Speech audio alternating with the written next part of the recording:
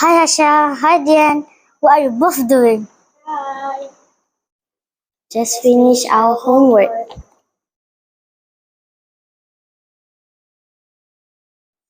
Guys, have you heard what happened at Puspan?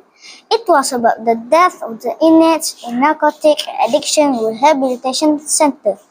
How come the warden and the intern had a tendency to murder the inmate, even though they know the inmate had a history with drug addiction, and the victim was actually in the process of rehabilitation?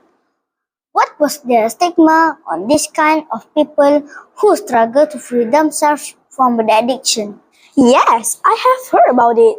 Very heartbreaking to hear about the incident. From the online news, the autopsy found that there were injuries on the victim's back and believed to have been hit by a blunt object. It means the inmate may have been beaten badly.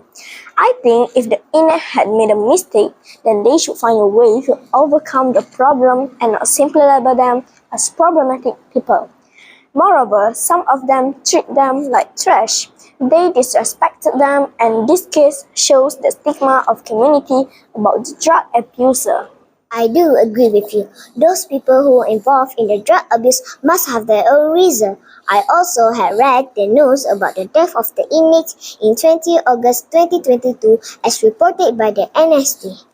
Three warden and ustaz were detained on a suspicion of beating an inmate at a drug rehabilitation center to death in Padang Rangas. Let us do some research about it, and let us break the stigma of addiction.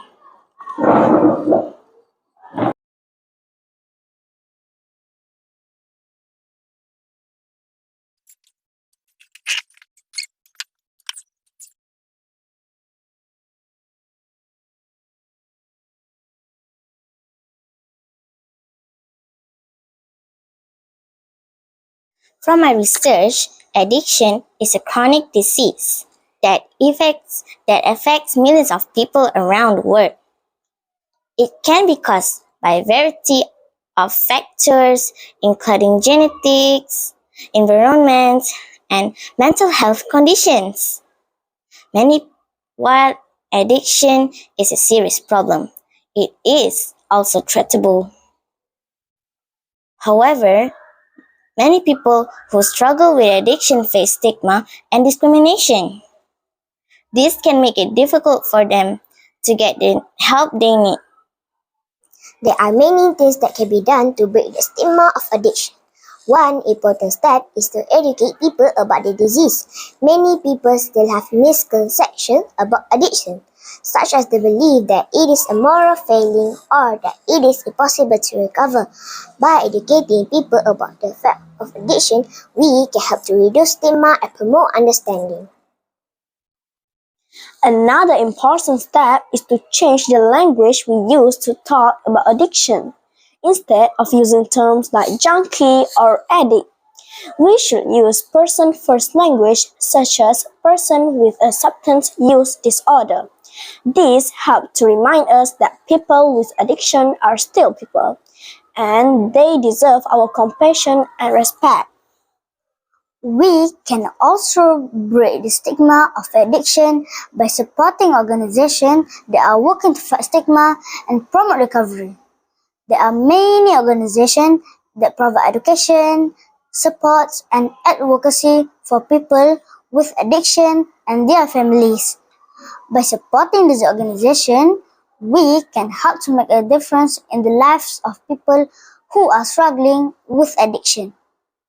Breaking the stigma of addiction is not easy, but it is important.